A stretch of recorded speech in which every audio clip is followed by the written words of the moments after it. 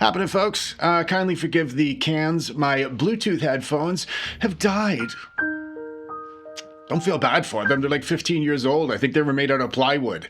I have already reviewed the first two chapters in this series, and while I don't think I have any obsessive-compulsive type tendencies, I will admit I do feel compelled to wrap things up when it comes to reviewing movie trilogies. Even with this one, apparently. If this is your first time watching one of these first few reactions, generally speaking, the only thing I know about the film going into it is its logline. However, I have seen chapters 1 and 2. I am aware of the fact that they filmed all three of these movies together at the same time, so I do have a fairly decent idea what we are about to endure together. When I say endure, I mean enjoy. I have a fairly decent idea what we are about to enjoy together. The Strangers Chapter 3 is a 2026 American horror film directed by Renny Harlin. The film follows Maya after she survives an attack by the strangers again, and as she tries to escape the town while seeking revenge against them. Which to me sounds like trying to beat somebody up by running away from them. This video will probably contain spoilers for all three movies in this new Strangers trilogy. Let's go! The movie opens 3 years ago, relative to when we don't quite know yet, but that probably just means this third chapter contains an unexpected Agatha Christie mystery vibe, which we will just think of as DVD bonus material, which is always a good thing. Madelaine Petsche is checking into a hotel. Actually, that's not Madelaine Petsche. That's not the same actress from Chapter 2 who played her sister either. Whoever she is, having her look exactly like the main character and like the main character's sister while simultaneously not being either of those characters just deepens the Agatha Christie mystery vibes as far as I'm concerned. And the girl behind the counter checking her in is none other than Shelley, the waitress, played by Emma Horvath, and she died at the end of Chapter 2, which was the previous movie. And while the actress who looks exactly like Madelaine Petsche and Madelaine Petsche's sister is checking her phone, Shelley knocks on the door with the now monotonous, is Tamra there? I admit, that question was kind of cool in the first Strangers movie because it added to the randomness of the whole situation. It made us wonder whether or not something was actually happening. For about 5 minutes. And now we're 5 movies into this thing with the same question. Naturally, there's nobody there when Madeleine Part 2 opens the door, so she decides to hop into the world's most inviting and immaculate shower, and somehow she fails to notice the blood splashed up the walls and the mirror directly in front of her, and that tells me this girl is probably distracted by the overpowering citrus and lilac scents you would imagine are filling this hotel room at the minute, and then she gets pounced upon by Shelley. And when Madeleine Part 2 asks why she's doing it, Shelley tells her, "Because you're here." I know what you're thinking. Technically speaking, this does contradict the lore they tried building up in the first 2 movies. It also contradicts the lore they tried building up themselves in the first 2 chapters of this new series. The original strangers killed you because you answered the door. I've been watching a lot of Danny McBride this week. In the first chapter of this new series, they killed you because you answered the door after you graced their town of Venus with your presence. And that brought the true meaning of the film's title into question for many a learned cinephile and film student across the land. I made that part up at the end. That was a complete lie. And at the start of Chapter 2, they implied they'd kill people who were strangers to the town and people who deserved it, as was the case with our unfortunate friend Mr. Bumlooker. But as Part 2 unfolded, we learned Shelley and Marky Mask shared a somewhat sordid childhood secret, and that secret dictated the way the victims were killed, but not who the victims were. I think. But now, in this third and final chapter, it would appear Shelley has reverted to killing people once again simply because they're there. Which is not confusing. It's mysterious. DVD bonus material. It's always good. And after killing poor defenseless Madeleine Part 2, they kiss each other through their masks, which is also a new thing, and a very romantic thing, I suppose, in a DVD bonus material kind of way. Depending on what kind of DVD you bought and brought home in a black plastic bag. And right after the title card, they cut back to the end of Chapter 2, which was the previous movie, and for anybody who doesn't remember, Shelley jumped into the back of the ambulance to try and kill Maya before she escaped, except Shelley ended up getting tossed out onto the road. Now, naturally, this is really going to upset Masky Mark because he's been dating Shelley since they were both 4 years old.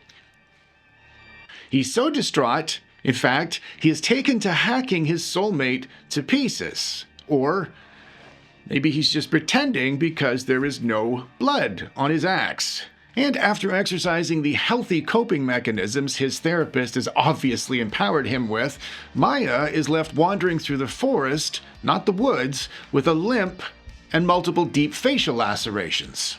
And for anyone online suggesting all Maya's done throughout all of these films is powder lips and wander with a limp and deep multiple facial lacerations through a forest, I would remind those people she has also run amongst horses and killed wild boars to death. DiCaprio couldn't even maim a skinny, starving bear fresh out of hibernation. Pesci then demonstrates her resourcefulness and quick thinking by dandering into a church, where we can assume she is going to seek sanctuary.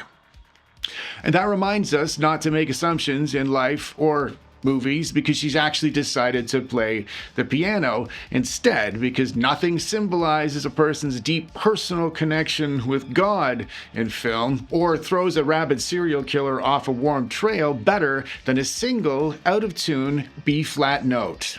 And then, kind of surprisingly, Marky Mask comes in, bravely unmasked.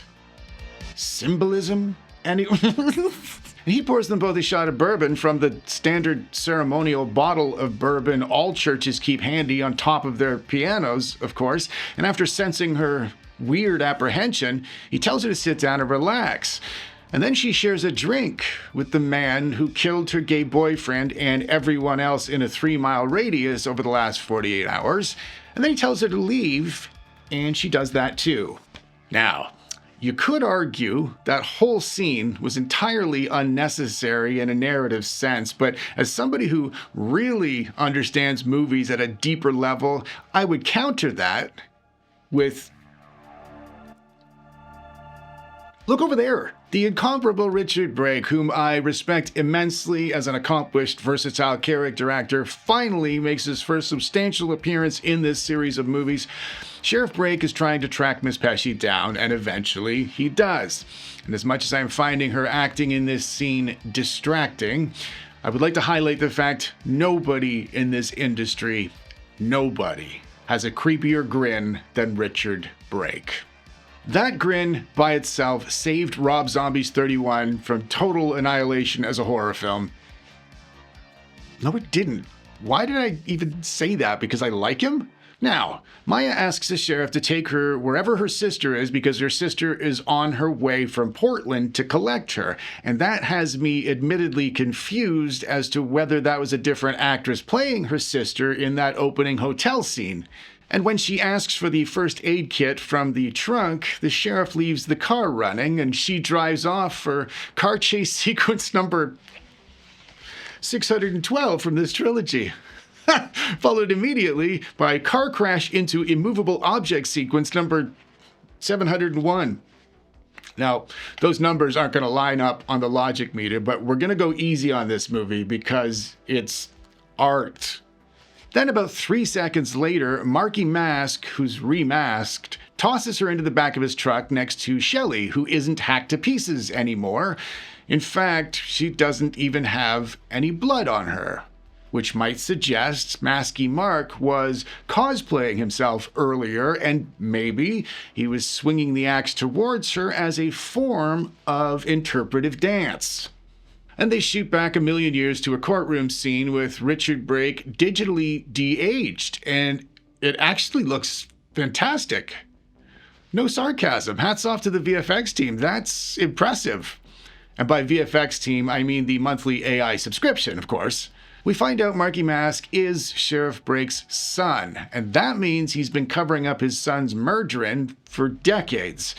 He manages to keep his son out of juvenile detention, only to have Marky Mask and Shelley kill somebody else 21 hours later. But as a wise, loving, responsible father who is also a man of the law, instead of lecturing his preteen son about morality and the complexities of axe murder and the absolute mess of red tape associated with declaring your taxes as an axe murderer, he tells his son and Shelley they can keep on murdering folks as long as they don't kill any of their neighbors, which does seem like an acceptable compromise. I mean, parenting is tricky in this day and age.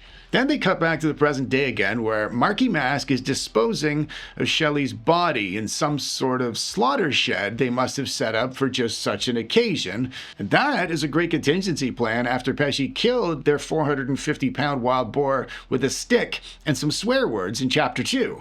Then, back in our favorite diner, we finally get to meet Pesci's actual sister and her husband and some random guy. And that means they cast that girl from the opening scene despite her looking exactly like the main character, arguably the two main characters. Why would they do that? Why would they do that?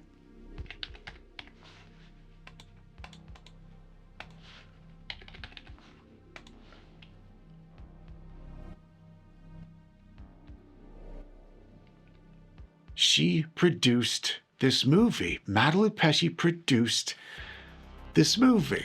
Look, between us, the main reason I fought having to watch the third movie in this series beyond the ridiculous, confusing lore has been Madelaine Petsche. After the second movie, I was so put off by her acting, I decided to watch a few of her interviews because I don't like actively disliking an actor. They're told what to do and what to say and where to stand and what to wear. But after hearing her speak in real life, it got worse. And if she's produced this movie and they cast a character who looks exactly like her while having no attachment to her specifically in the narrative,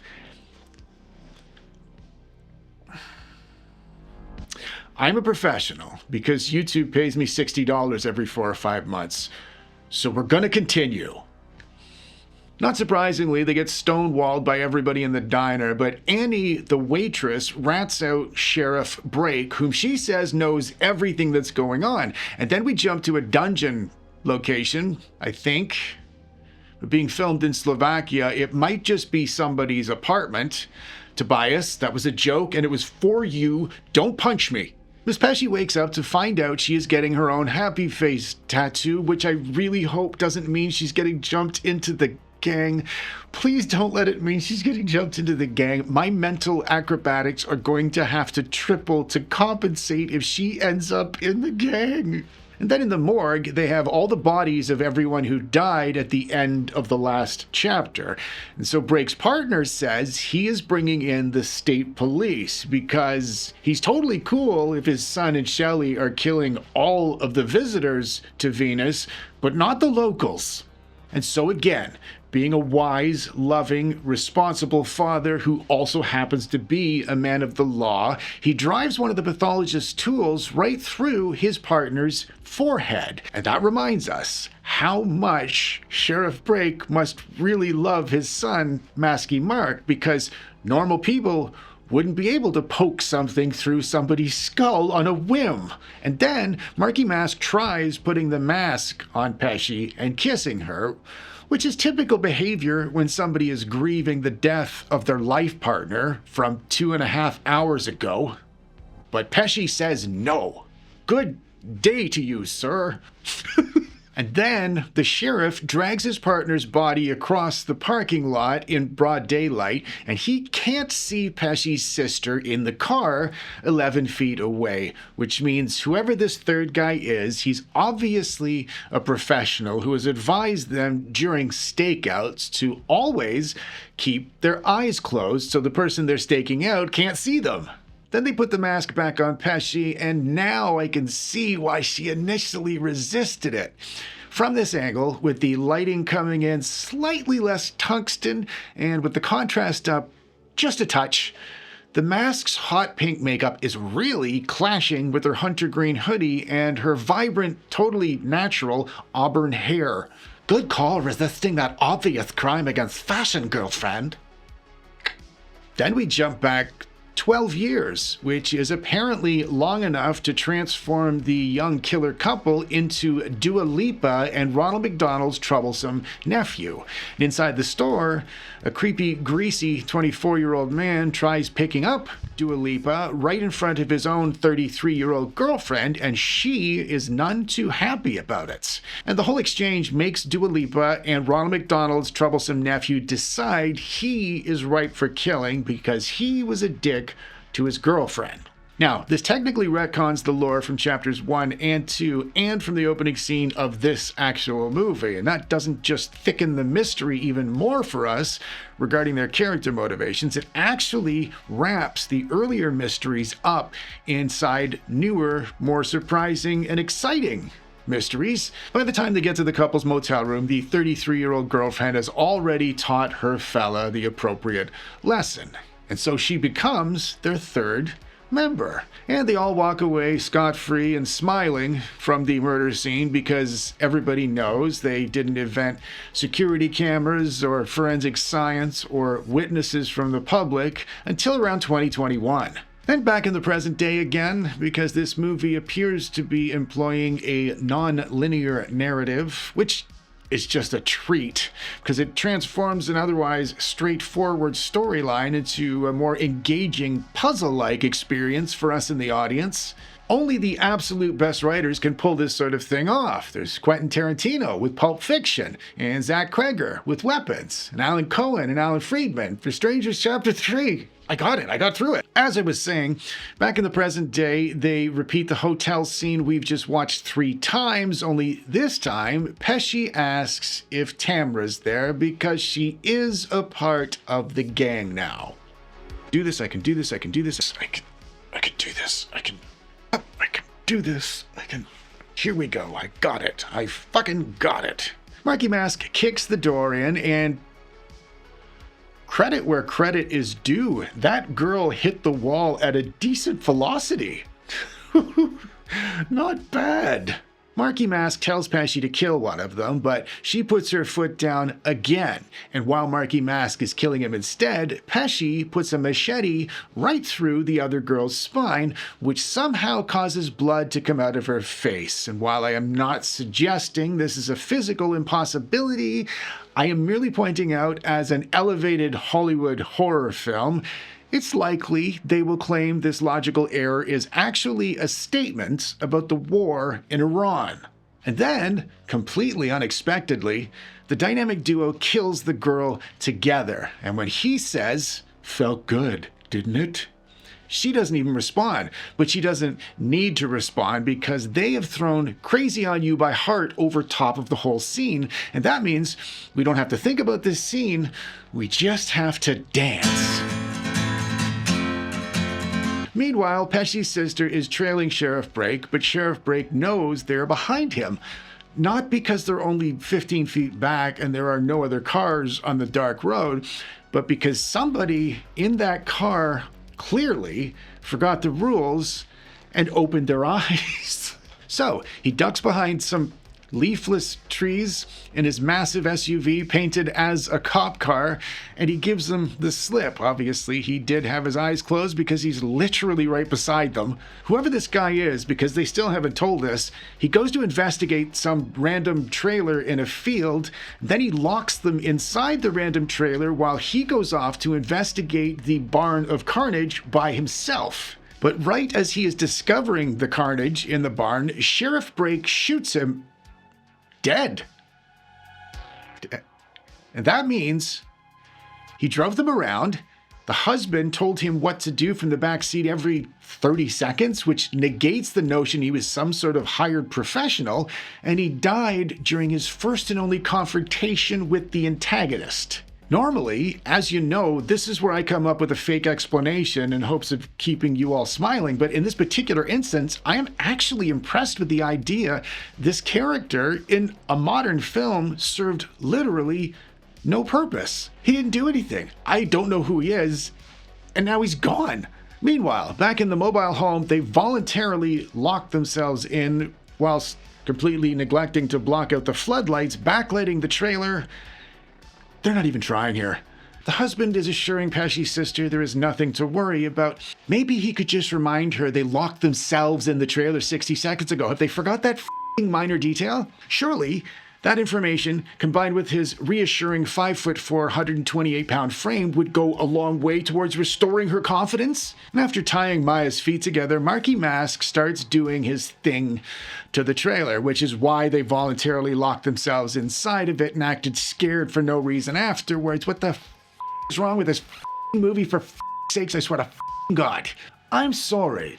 After emptying the full cartridge at literally nothing, Masky Mark turns the trailer on its side, and the fact he just defied the laws of physics shows us how much he really wanted to do it. And instead of reacting when he threatens to kill her sister, Petsche just lets him do it. 3 days after this all began, 2 days after her sister left to come and save her, and literal hours after she arrived to risk life and limb rescuing her only sibling.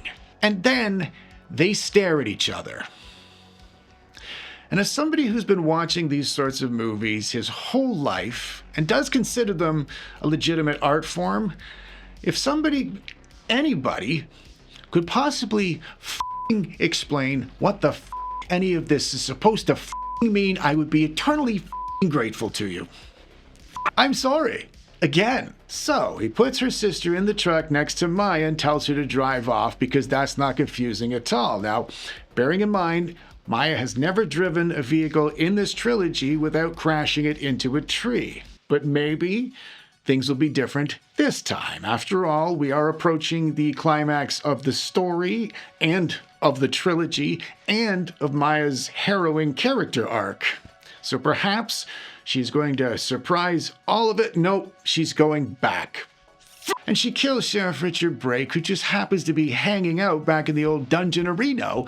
And of course, he decides not to defend himself. Then she meets up with Masky Mark, who is sitting amongst $40,000 worth of brand new IKEA candles, even though everyone in this town only has one outfit. And he tells her, all these years, you were the only one to survive. And of course he would know that because he was the person who kept choosing not to kill her every 15 minutes. And when she tells him she's going to kill him next, he says, go ahead. All while he's not even remotely affected by his father's dead body in the next room. I wonder if they ran out of money before they wrote an ending.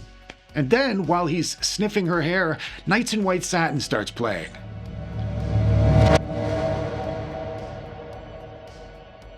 This is probably the final scene in the entire trilogy, and her nails are still perfect. I have been on movie and television sets. I know what it's like to roll in at 4 a.m. after 3 hours sleep to have to go through costume and hair and makeup. Her nails have been flawless every time we've seen them in all 3 movies, and I know for a fact that means she had hair and makeup specifically redo them every single day. The script would never have mentioned her nails, never mind spent any screenplay time describing them as perfectly gold. If you look back on all of the flaws I've made jokes about across all 3 of these movies, one thing has remained flawless. Only one thing: her nail polish. As the main character in this trilogy, and as the producer of this movie, that means she tossed logic and intrigue and common sense and continuity and set dressing and plausibility and dialogue and the story to the side and instead prioritized her fucking nails. Then she stabs him, and then she ends him with an axe with a swing that wouldn't have cut through newspaper. I wholeheartedly believed I hated the first 2 movies in this new series, but in hindsight, and by direct comparison to what we've just sat through, I had no trouble at all turning the movie's nuances and stupid little quirks into humorous quips to hopefully keep you entertained with. I hated this movie, and the reason I hated it, I know for a fact, Madelaine Petsche, especially with that producer's credit, which I am sure she earned legitimately and not through sucking and f***ing and swallowing a bunch of big f***ing cocks and getting has just earned more for this little trilogy than I will earn with my day job and YouTube combined over the next 4 to 5 years. I hated this movie because I hate myself for rejecting Hollywood's depravity instead of embracing it. Thank you for tolerating me during this review. Until next time, folks.